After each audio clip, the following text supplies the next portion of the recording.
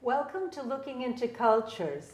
Today we're very lucky to have my friend and former colleague, Irene Maksymjuk, a Ukrainian-American teacher of English in Boston, as our guest. Welcome, Irene. And the first thing I'd like to go into is your family background. Now, I've always been curious. I've known you for 28 years, and so I know some things about your family background, but I never really, kind of put it all together. And so one thing that really interests me is the fact that your first language was Ukrainian. You were born in the US, but your first language is Ukrainian, and that then you learned English at school. So I would like to know about your family background, and your growing awareness as a young girl before you entered school of cultural difference and how you entered mainstream American culture. So can we start with you telling us? I don't know if I've ever entered mainstream American culture. Right. Let's see, where do I, we spoke Ukrainian at home because my parents were political refugees, and they were very much committed to maintaining the culture in the face of Russification, which has been going on for a very long time. And I actually remember as a little kid, partly from vague memories of my own, but some stories, told in the family, that I would go with my grandmother to go shopping or to pay the bills or whatever, and all the English that I really could manage was with somebody say, "Hello, little girl, how are you?" I knew how to say fine, thank you, but not much beyond that. Mm-hmm. So my parents, they basically lived and socialized in a Ukrainian community. I played with their friends' kids. But I was very gung-ho to go to school, and I was very happy when I started school, and I certainly don't remember the process of learning English, but I'm told that, within a couple of months I was jabbering away in English. Wow. So there were neighborhood kids that lived around us, but I really I was sort of curious about them, but really didn't really spend much time with them. Okay. Frank, do you have any question further on that particular topic? At that age, did you know you were somewhat different from the other kids as far as the way you spoke the language? Yes, and that actually came more into focus as I got older. It was, I'm old enough, it was the Cold War period, mm-hmm. right? And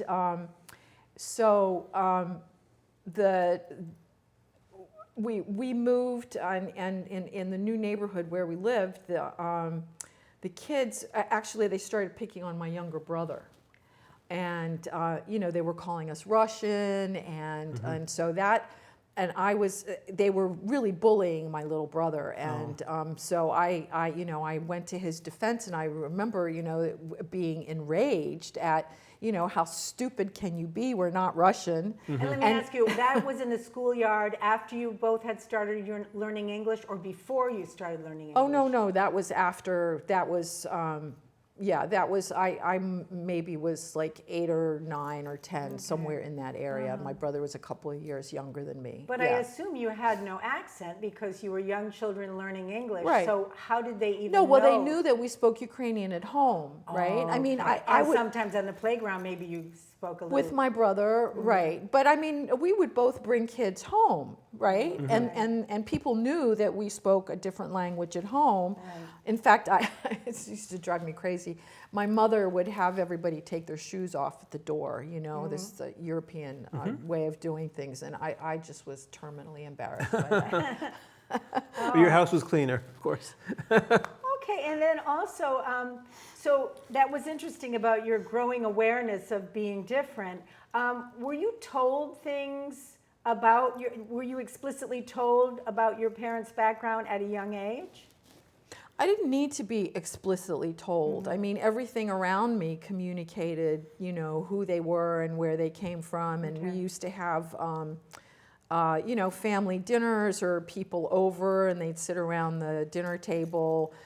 And not just dinner, but like for hours, you know, with zakuski and vodka and cognac and talking politics well into the night. So that was just, you know, it was all around. What a wonderful ambiance that sounds like. And I remember a comment you made to me once in Boston. You were very annoyed. It was something about that Americans didn't like to talk politics together very openly, particularly during dinner or during meals, and that you had grown up in an atmosphere where everybody was talking about politics all the time. And I remember really, really remarking on that, because I thought that was really a huge difference, because it's true in the case of my family. Yes, I mean, politics was practically didn't exist, or wasn't necessarily taboo, but you just didn't talk about it, and you grew up with it talked about all the time. And it wasn't just politics. It was sort of heavy topics. You know, that was just people sat around and they talked about serious things. For example? Well, politics, religion. I remember people talking about art and things they were reading. And Right. Okay. And another thing really interesting is whether or not, when you did enter school and you said your brother was bullied, did you have any loss of self-esteem when you had to start learning English and you were in this school ambiance? Absolutely none. There was no conflict in that way. No, because I think that because my parents were, the family was so committed to, you know, that our cultural background needed to be maintained and cultivated. And that it, you know, that it was something valuable that they wanted to preserve and protect. Right. You know, the value of it was communicated to me, and I didn't think it was any lesser than what I, you know, was learning outside of home. Okay, I mean, when I was a teenager, obviously I was really. I had to go to Ukrainian school on Saturdays, and so then I was really annoyed that I couldn't do all the stuff that my fellow junior and high school friends were doing. You know, I couldn't go hang out at hot shops. So tell me a little bit, what was this Ukrainian school on Saturdays during your teenage years? What was that? Oh, well, it was learning Ukrainian history and literature and. So, I mean, I learned to read and write Ukrainian at home, but, you know, that was part of it. It was, you know, to be literate about. Really great, Yeah. great. Do you have any other questions about her early background? No, but you stay in touch with the people that you, back at home in Ukraine, or do you? So we don't have any family left there that I we see. know of. And my parents were from small families, so. But there are people. So after independence, both my parents went back, and I went to Ukraine numerous times. So you know, we know people, friends, so that we're in touch with. I see. Yeah.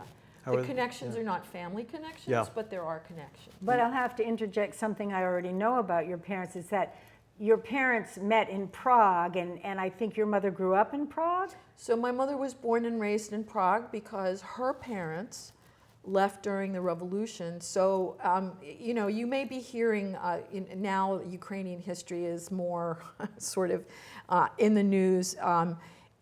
The whole thing about Ukraine has been trying to get its independence for quite a long time.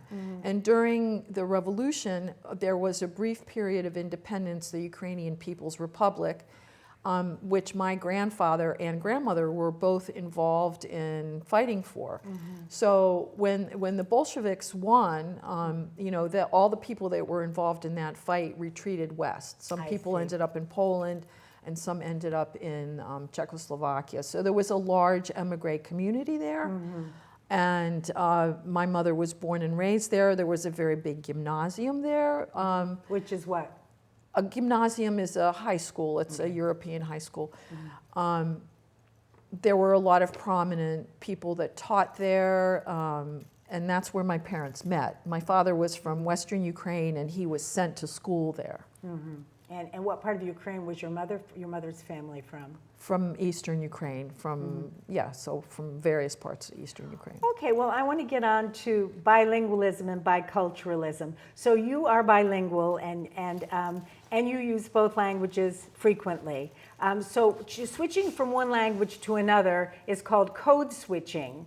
And there's a theory in linguistics about lingua culture being a single word that means the combination of culture and language being inseparable. Do you subscribe to the theory that language and culture are inseparable? Subscribe to the theory. I'm not quite sure what that, I'm not familiar with that theory. I think language and culture are very profoundly intertwined. There are things that are not translatable. For example, I was having a conversation with a Russian fellow who actually just escaped Putin's Russia, and he was saying that sitting around and having these deep conversations for a long time over, tea or food or whatever, that there's a word for it in Russian. And it turns out that we also use the same term in Ukrainian, but there's not an equivalent term in English. What is the term? Besid. Okay. Besid. It's that's the name of that's the noun for the kind of. Okay. And it's more than a conversation. It's something, but it's not quite a meeting. It's somewhere in between. But it includes food and drink. Usually does in practice. I'm not sure whether the definition requires It's more that. about the discussion of different topics, is that? Yeah, discussion doesn't quite do it either because it's more social. Okay. But there are many examples that and I'm sure, as a multilingual person, you can think of examples yourself. Oh, yeah, certainly. Well, I want to say, and this is another way of asking the same question. When you code switch, when you speak Ukrainian and then you code switch to English or vice versa, do you feel that you are taking on a different persona, a different personality, or a different worldview? Because I've got to say that I speak Spanish pretty fluently, and when I switch to Spanish, I do feel like I have a different persona and a different cultural values to some extent. I truly feel that. Do you feel that? I suppose. Maybe because I grew up with both since I was so young. Maybe I'm not as aware of that as I am. For example, I've learned French as at a much older age, and when I speak French, I do feel like there's a different persona. Okay. But I think I don't know. It just seems more seamless to me. I see, it would. But there is a difference for me between English and Ukrainian because my education's in English. I don't have an advanced education in Ukrainian, and so the variety of Ukrainian that I speak is somewhat limited. I don't have the same kind of vocabulary, so I'm clearly English dominant. Okay. And there are going to be certain topics which are going to be difficult for me to comfortably, converse about, just because I lack the vocabulary, the higher order vocabulary. But do you consider yourself bicultural? Yes. Okay, and do you see any difference in sort of worldview between the worldview of English speaking and the worldview of Ukrainian speaking? Yeah, to me it's always been, American culture versus the Ukrainian culture that I grew up with. Why do you say versus? Does it create conflict, I guess is what I'm asking. Occasionally, yes.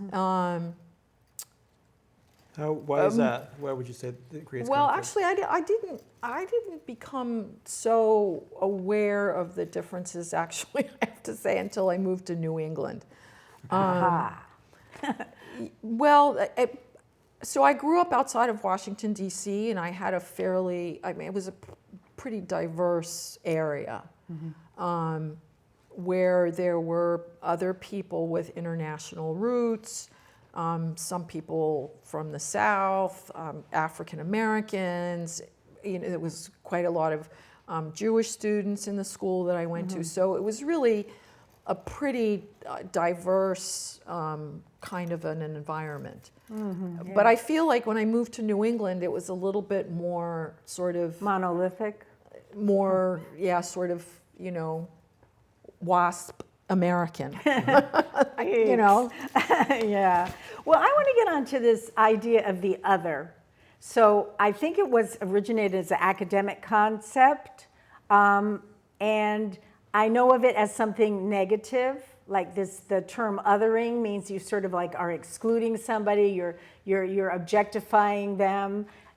Would you say, can you explain it to us as you understand it, and also tell us if it indeed is always considered a negative term, othering and otherness?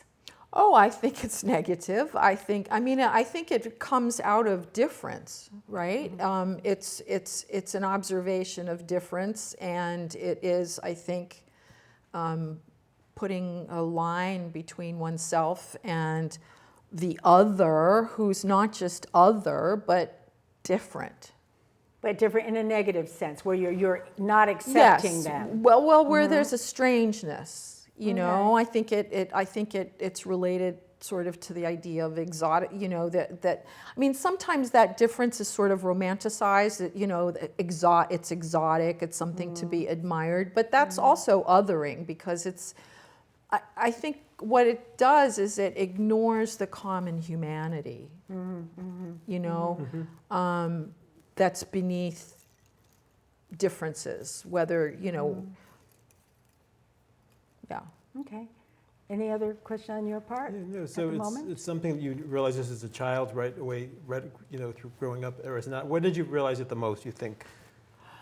Well, I think that I became conscious of it, as I said, when my brother was being bullied and feeling so completely misunderstood. It was so ironic. I'm 9, 10 years old, and I'm thinking, you idiots, you just don't get it. My parents are refugees from there, and you're bullying my brother because you're anti-communist, and you can't even conceive that we are actually here as people escaping from refugees, that, right? And just because it's a different language. Well, the other thing is that, quite honestly, as I was growing up until very recently, to tell someone that you're Ukrainian was like you were it was like you were from Mars, right? It was. I mean, like, oh, where's that? No, either what, where's that, or Russian. No, it's not Russian, right? And so if you tried to explain that, you'd get this blank look, like, well, of course, So it was. Well, I would like to jump ahead to something related to that. And this is of the illegitimacy of Putin's claims on Ukraine. And let me explain to the audience that I say Putin because I lived in Russia for 4 years, and that is how they say it, Putin, not Putin. And I like the pronunciation Putin, and I will continue to say that throughout the show. And I like it because it reminds me of that gloppy stuff that the Canadians eat. I know. The poutine is like they eat in Quebec. It's like French fries with gravy on it. Oh my gosh. But anyway, is that I heard on some talk show or something, I don't know if it was C-SPAN or what it was, but they were, somebody was saying, somebody was saying that Ukraine always used to belong to Russia, and that therefore Putin has a claim on it. Can you enlighten us on that a little bit? All I can say is, anybody who thinks that should basically go to YouTube and watch Timothy Snyder's lecture course on the history of Ukraine, okay? I can't begin. Okay. The ignorance of history that is encoded in that view, that narrative is an imperialistic, colonial narrative, okay? And to begin to deconstruct that narrative would take a hell of a lot longer than we've got absolutely. right here. In fact, we only have 10 minutes Okay, left. but- so I want to jump on to something else. We're going to talk a little bit about the war now. And this thing about being Slavs, okay, you know, Ukrainians are Slavs, Russians are Slavs, and then this idea of Slavic brotherhood. This is like, if there's a Slavic brotherhood, obviously this is fratricide. This war is fratricide. How do you think that that Slavic culture and it's you know, supposedly, you know, sharing a common culture is not a deterrent to this aggression? Listen, Poles are Slavs, Czechs are Slavs, Serbs are Slavs. They fought against each other. Just because there are some cultural commonalities does not mean that people have common interests or have interests in common. There are historical differences. There are economic competing interests. The fact is that in the post-Soviet space, because of the Soviet policy of mixing people and of trying to really obliterate real national differences, people are intermarried. People have, you know, you talk to you talk to a Ukrainian, you talk to a Russian, they've got Russians and Ukrainian families, Ukrainians and Russian families. People have, you know, relatives living in Russia, relatives living in Ukraine. That's a result of the Soviet experience and the mixing of the population that happened, right? Yeah. It's not, this brotherhood of, you know, that's part of the imperial Russian narrative. So it's a mythology. And in fact, the Ukrainians were always the little brother. Yeah, Okay? right. So the big brother and the little brother, that's part of the imperial narrative. Okay. Well, going in the Soviet, you know, Soviet Union, you enlightened me with this term Homo Sovieticus. So we are all Homo sapiens, right? But there was a type of person called Homo Sovieticus, or the Soviet man. Can you tell us what that was like? Well, the Soviet Union was a social, cultural, political, economic experience, right? For in Ukraine, in some parts of Ukraine for 70 years, in other parts of Ukraine for 50 years. You know, if you look from 1920 in the Soviet Union, you know, all the areas, the mixing of the peoples, for example. That's part of the Soviet experience that then forged this Soviet person, right? The Soviet person, if the person was educated, no matter what their original ethnicity was, they spoke Russian, right? Because Russian was the language that you needed to rise professionally, to rise politically. It was hard to get a higher education and a decent job in Georgian. I mean, Stalin was Georgian, right? So he wasn't speaking Georgian in the Kremlin, right?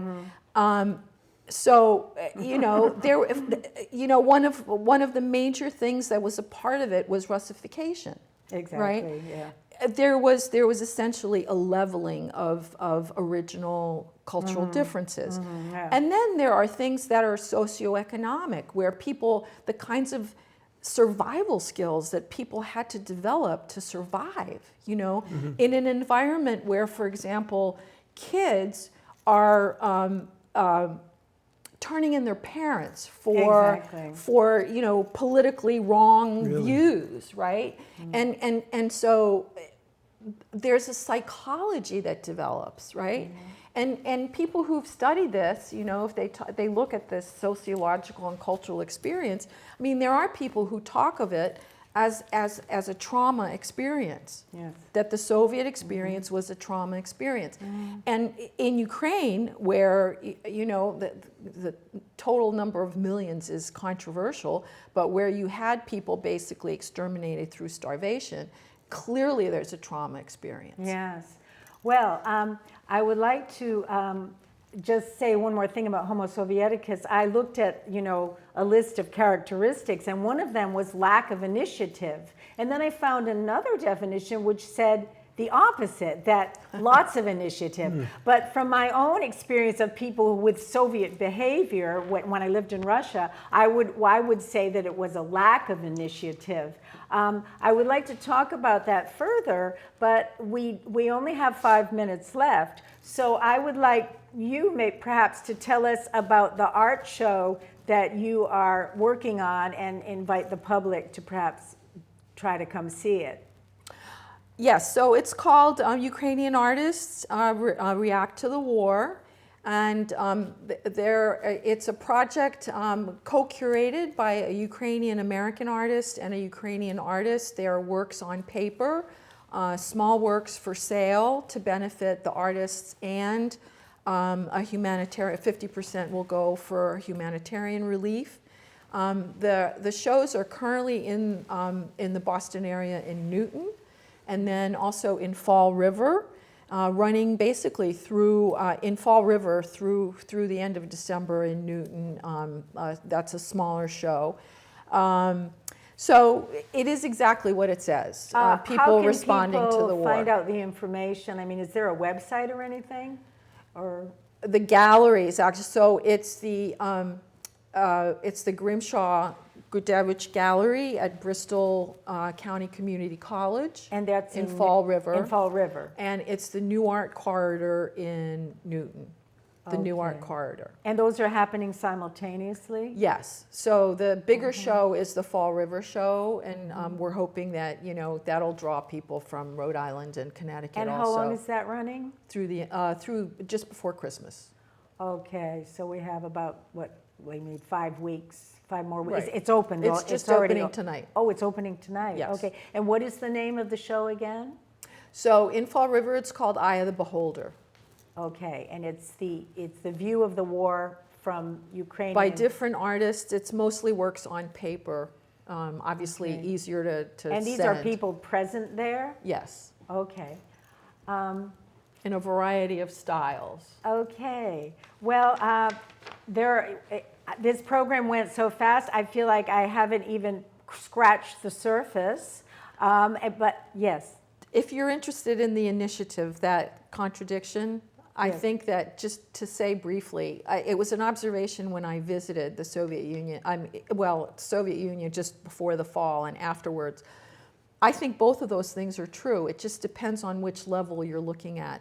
I think there is a kind of passivity politically and broadly speaking, but in daily life, the initiative that people had to take to actually survive, to get stuff, I see what you're saying. The daily like life, standing in line for food items and things like that. And to ferret out who has what and trading. Yes. The initiative and the energy that people had to put into that was amazing. Right, the daily survival, but not politics, because they weren't allowed initiative in politics. Not at that broader level. Would you like to ask any final Religion question? too was something that was not in Russia. Right.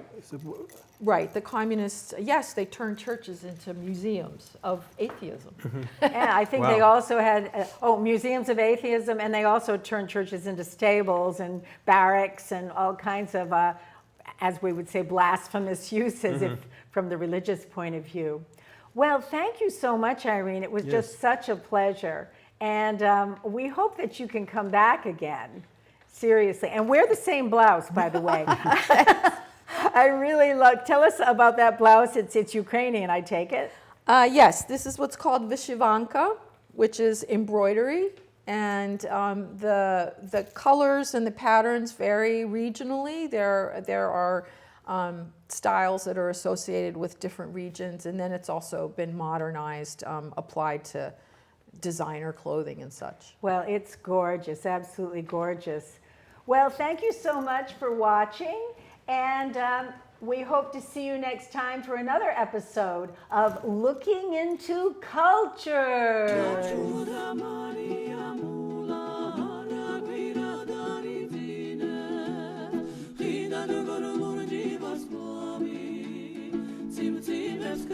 Cynthia,